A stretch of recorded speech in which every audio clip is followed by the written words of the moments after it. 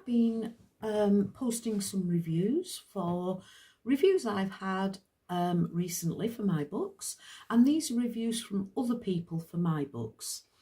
So this is Leverage by Katherine Black. And this book, I'll read you the review and then we'll talk about it in a minute. So, 5-star review, Leverage. Leverage is the very definition of a psychological thriller.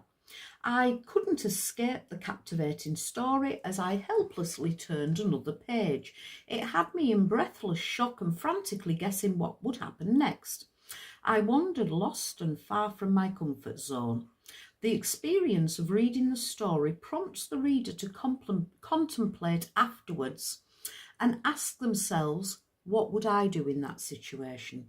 My answer was dark and violent. Leverage sets a high standard of quality that would make many books seem petty in comparison. May contain triggers.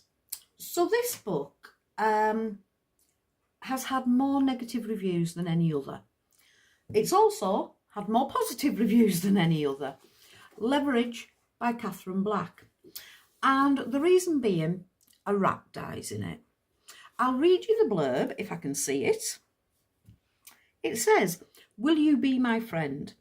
Leverage is testament to how one innocuous ad in the local newspaper can turn your world upside down.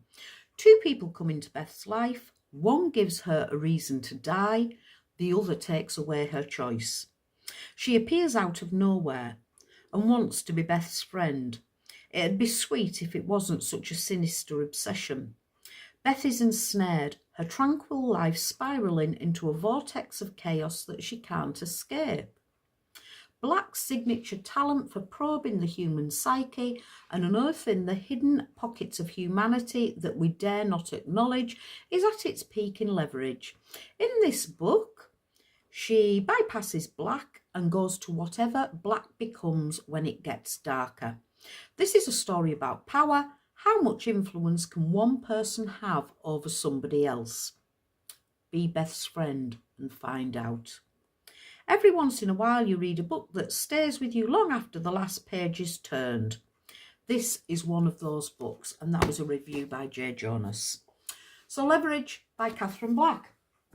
So the reason people don't like this book, and it comes down to one reason from what I can see from the reviews, a rat dies. Quite unpleasantly, I will admit, and I killed a rat because, to me, animal abuse is one of the worst things I could ever write. It's the worst thing I could ever contemplate. So I'm just going to, if I can find it, I'm just going to read another review for Leverage to kind of put that into context a little bit, because when I wrote it, it wasn't written gratuitously.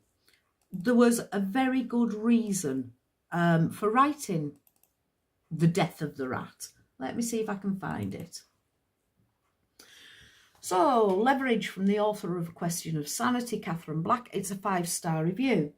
And it says, in-depth study of psychopathic behaviour.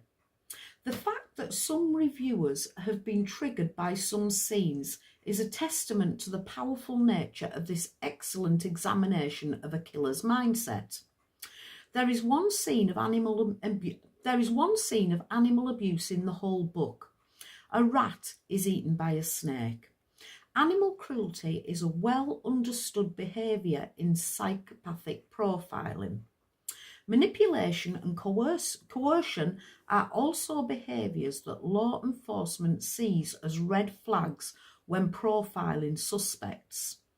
A great example of true-to-life writing. So, as I say, I'm an animal lover. I mean, one review said, after reading this book, it makes me intensely dislike the author or something similar. Personal, rude. I love animals, every animal. I've had pet rats. I didn't feed them to a snake. I loved them and cuddled them and petted them, and no animals were killed in the making of this book. Not one, not even an ant, not even. I rescued a spider the other week. I've got video proof of it. So when I wrote it, I wanted it to be true to life. I didn't want gratuitous animal abuse for the sake of just writing, oh my God, that's shocking.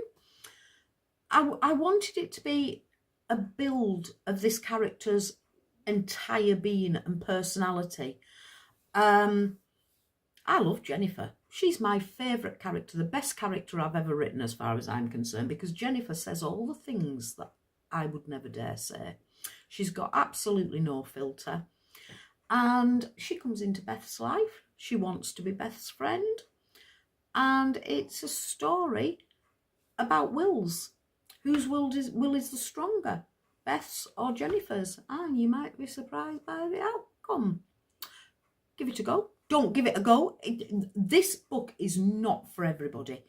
I want to sell my books. Of course I want to sell my books. That's why I'm doing all this stuff. But this book does come with trigger warnings, more so than most books perhaps. And I would say only read this book if you're bomb-proof. I don't want people reading it just to give me a negative review. If I get them, I get them. What the hell? You know, it's not going to kill me. I get good reviews. I get the odd negative review. If somebody reads this, is outraged, even after all my trigger warnings, and wants to try and ruin my career by, you know, giving me a negative review, it's not going to harm me. It might damage sales, but I've got 18 other books. And some of them don't have any animals in them. Can't get shot if I haven't got an animal in there to shoot, can I?